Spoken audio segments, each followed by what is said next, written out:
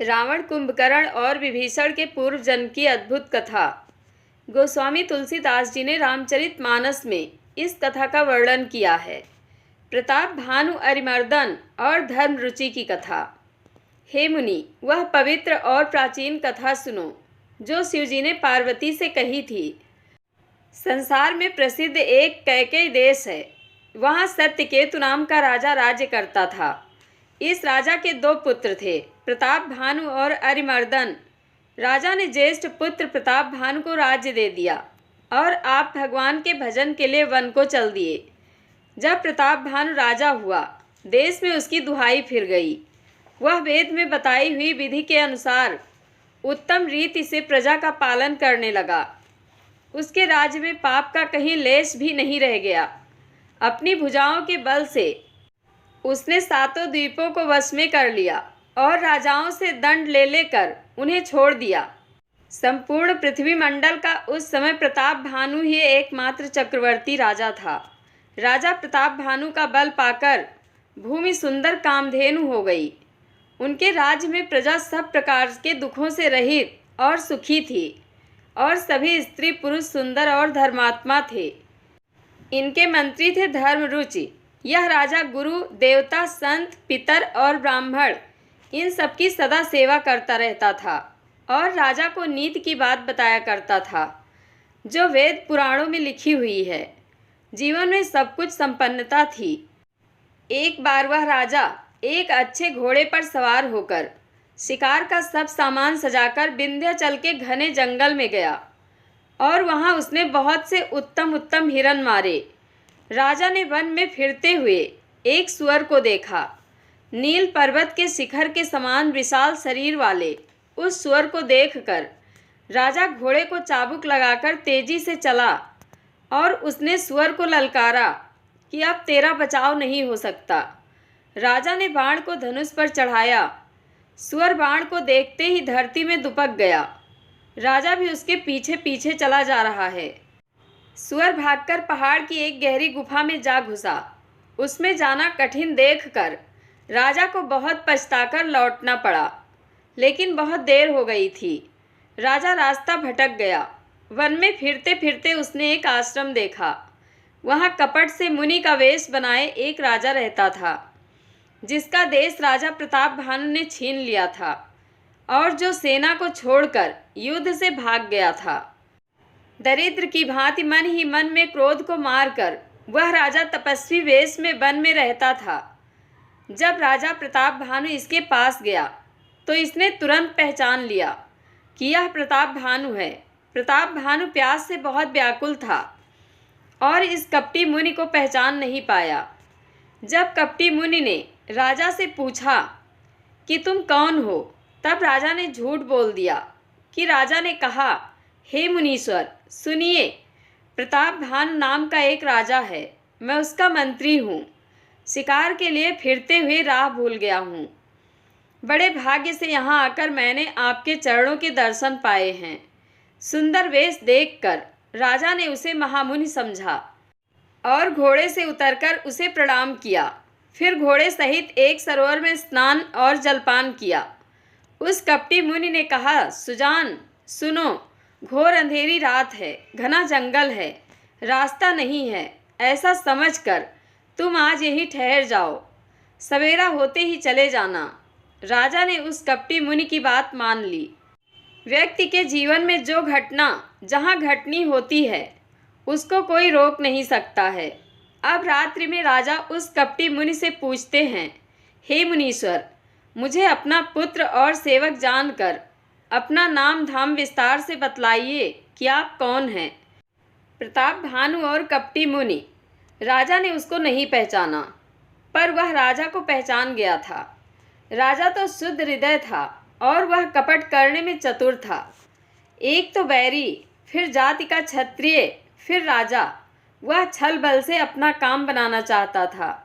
राजा को अपने वश में करके अधिक स्नेह दिखाता हुआ वह कपट तपस्वी ने झूठ बोलना शुरू कर दिया। हे राजन सुनो, मैं तुमसे सत्य कहता हूँ। मुझे यहाँ रहते हुए बहुत समय बीत गया। श्री हरि को छोड़कर किसी से कुछ भी प्रयोजन नहीं रखता। प्रभु तो बिना जनाए ही सब जानते हैं। फिर कहो, संसार को रिझाने से क्या सिद्धि मिलेगी? कपटी मुनि ने कहा, जब सबसे पहले सृष्टि उत्पन्न हुई थी तभी मेरी उत्पत्ति हुई थी। तब से मैंने फिर दूसरी देह नहीं धारण की। इसी से मेरा नाम एक तनु है। हे पुत्र, मन में आश्चर्य मत करो, तब से कुछ भी दुर्लभ नहीं है। तप के बल से ब्रह्मा जगत को रचते हैं। राजा सब सुनकर उस तपस्वी के बस में हो गया और तब वह उसे अपना नाम बताने लगा। तपस्वी ने कहा, राजन, मैं तुमको जानता हूँ। तुमने कपट किया, वह मुझे अच्छा लगा। कपटी तपस्वी बोला, तुम्हारा नाम प्रताप भानु है। महाराज सत्यकेत तुम्हारे पिता थे। राजा को लगा कि ये सच में कोई महान तपस्वी है और इनके चरण राजा ने पकड़ लिए। अब राजा इनसे एक प्रार्थना करता है कि मेरा शरीर वृद्धावस्था, मृत्यु और दुख से रहित हो जाए, मुझे युद्ध में कोई जीत ना सके और पृथ्वी पर मेरा 100 कल्प तक एक छत्र अकंटक राज्य हो। कपटी मुनि ने एवमस्तु, ऐसा ही हो कहकर वह कुटिल कपटी मुनि फिर बोला, किंतु तुम मेरे मिलने तथा अपने राह भूल जाने की बात किसी से कहना नहीं। यदि कह दोगे तो हमारा दोष नहीं, क्योंकि अगर ब्राह्मण लोगों को इस बात का पता चलेगा तो तुम्हें शाप दे देंगे। प्रताप भानु कहते हैं, यदि मैं आपके कथन के अनुसार नहीं चलूँगा तो भले ही मेरा नाश हो जाए, मुझे इसकी चिंता नहीं है। हे प्रभु, केवल एक ही डर से डर रहा हूँ कि ब्राह्मणों का शाप बड़ा भयानक होता है। वह ब्राह्मण किस प्रकार से वश में हो सकते हैं, कृपा करके वह भी बताइए। तपस्वी ने कहा, हे राजन, सुनो, एक उपाय बहुत सहज है, परंतु उसमें भी एक कठिनता है। दिक्कत इस बात की है, जो मैं कहने जा रहा हूँ वो किसी गांव या नगर से नहीं हो सकता है। हे राजन, वह युक्ति तो मेरे हाथ है, पर मेरा जाना तुम्हारे नगर में हो नहीं सकता। जब मैं पैदा हुआ हूँ तब से आज तक मैं किसी के घर अथवा गांव नहीं गया। अब राजा ने मुनि के चरण पकड़ लिए। अतः हे प्रभु, मेरे लिए इतना कष्ट अवश्य सहिए। कपटी मुनि कहता है, मैं तुम्हारा काम अवश्य करूँगा, क्योंकि तुम मन, वाणी और शरीर तीनों से मेरे भक्त हो। हे राजा, मैं यदि रसोई बनाऊं और तुम उसे परोसो और मुझे कोई जानने ना पावे, तो उस अन्न को जो जो खाएगा सो तुम्हारा आज्ञाकारी बन जाएगा।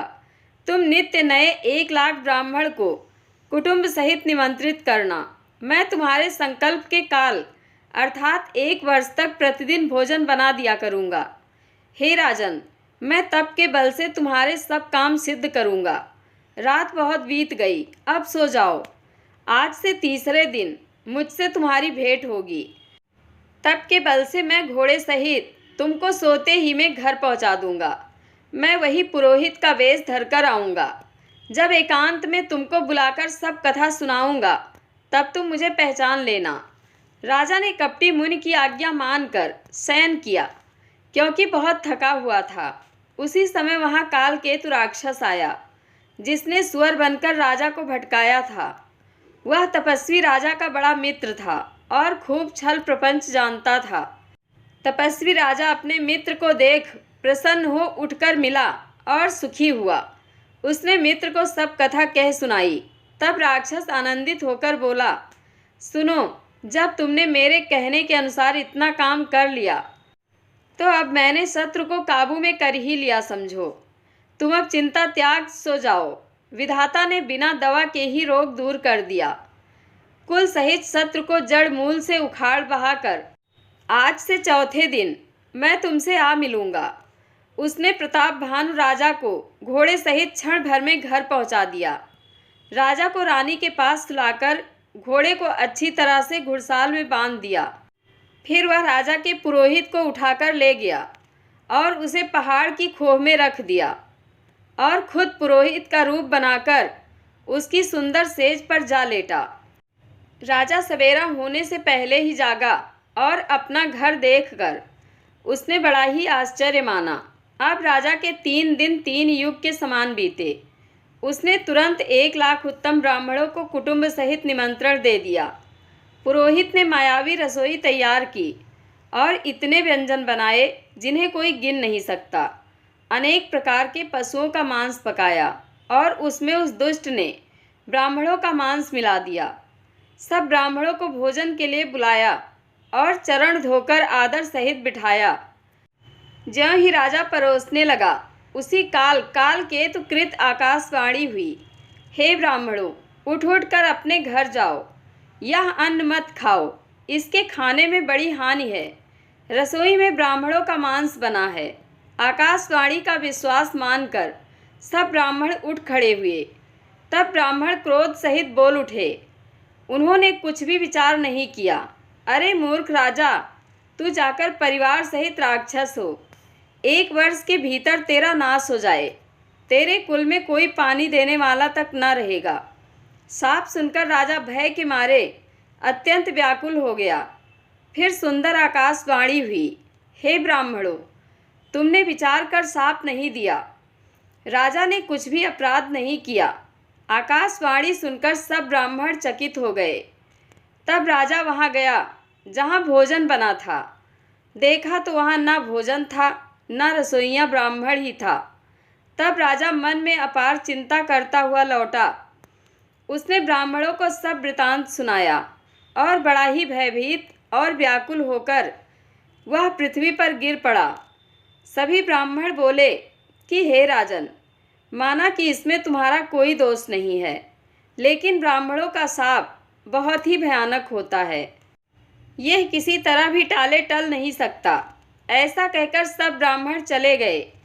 पुरोहित को उसके घर पहुंचाकर असुर कालकेतु ने कपटी तपस्वी को खबर दी। उस दुष्ट ने जहां तहां पत्र भेजे, जिससे सब बैरी राजा सेना सजा सजा कर दौड़े और उन्होंने डंका बजाकर नगर को घेर लिया। नित्य प्रति अनेक प्रकार से लड़ाई होने लगी। प्रताप भानु के सब योद्धा शूरवीरों की करनी करके रण में जूझ मरे। राजा भी भाई सहित खेत रहा। सत्यकेतु के कुल में कोई नहीं बचा। ब्राह्मणों का शाप सच हो गया। समय पाकर वही राजा प्रताप भानु परिवार सहित रावण नामक राक्षस हुआ। इसका भाई अरिमर्दन ही कुंभकर्ण बना और इसका मंत्री धर्मरुचि वह रावण का सौतेला छोटा भाई हुआ, जिसका नाम विभीषण था। जय जय सिया राम।